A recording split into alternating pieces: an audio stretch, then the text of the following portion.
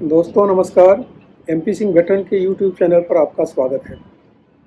दोस्तों आज हम चर्चा करेंगे राष्ट्रपति चुनाव 2022।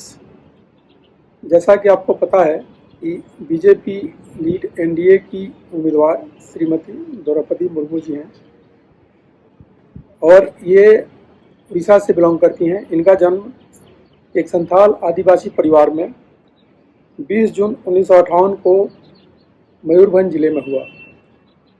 वहाँ से इन्होंने प्रारंभिक शिक्षा प्राप्त की। उसके बाद ये उड़ीसा के भुवनेश्वर के रामादेवी कॉलेज से इन्होंने वुमेंस कॉलेज से इन्होंने बीए किया और बाद में इन्होंने जूनियर असिस्टेंट की नौकरी की सिंचाई और पावर डिपार्टमेंट। बाद में इन्होंने नौकरी छोड़ करके शिक्षण का कार्य भी किया रायरंगपुर में और 1997 में इन्होंने बीजेपी ज्वाइन किया। ये 2 बार सभासद रहीं यानी काउंसिलर रहीं और 2 बार वहीं से ये विधायक भी रहीं। उड़ीसा गवर्नमेंट में ये मंत्री भी थीं 2 बार और उसके बाद ये राज्यपाल नियुक्त की गई झारखंड की और वर्तमान में राज्यपाल रहते हुए इन्हें राष्ट्रपति उम्मीदवार बनाया गया एनडीए द्वारा।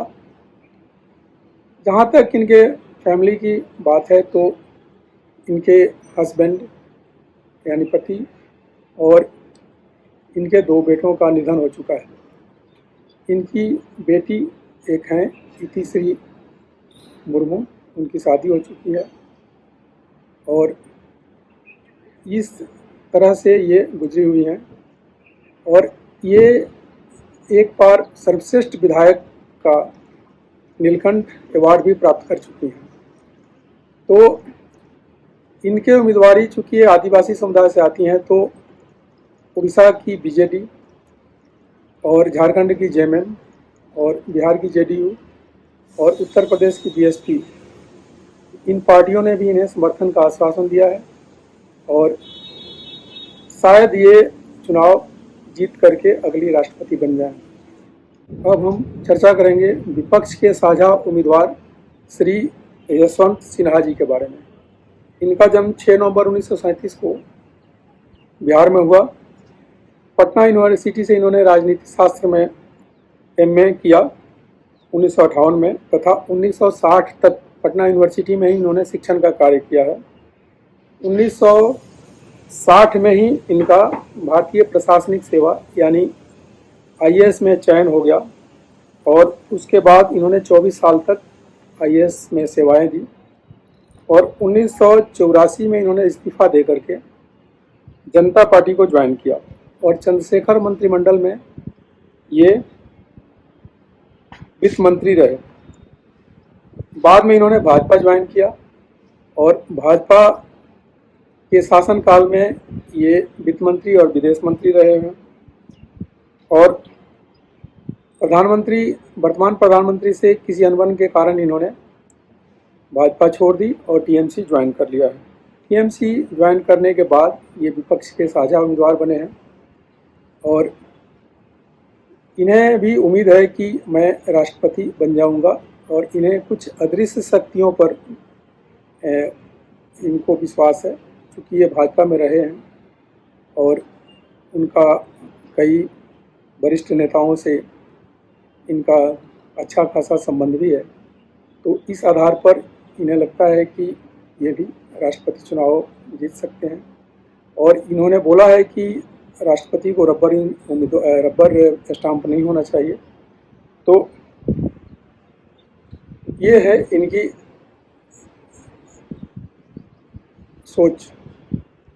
अब दुविधा इनके पुत्र जयंत सिन्हा जो हजारीबाग से सांसद हैं उनके पास है।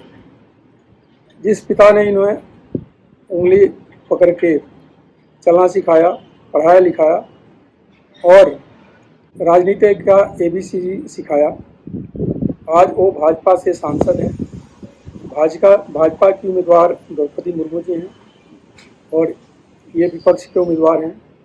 तो क्या जयंत सिन्हा अपने पिता को वोट कर पाएंगे या पार्टी लाइन में रहते हुए द्रौपदी मुर्मू जी को वोट कर पाएंगे, ये दुविधा की स्थिति है। तो दोस्तों, आज ये था राष्ट्रपति उम्मीदवार के चयन के संदर्भ में 2022 राष्ट्रपति चुनाव के संदर्भ में। तो आज का वीडियो आपको कैसा लगा? लाइक, शेयर और कमेंट करें और अच्छा लगे तो लोगों को शेयर भी करें। धन्यवाद।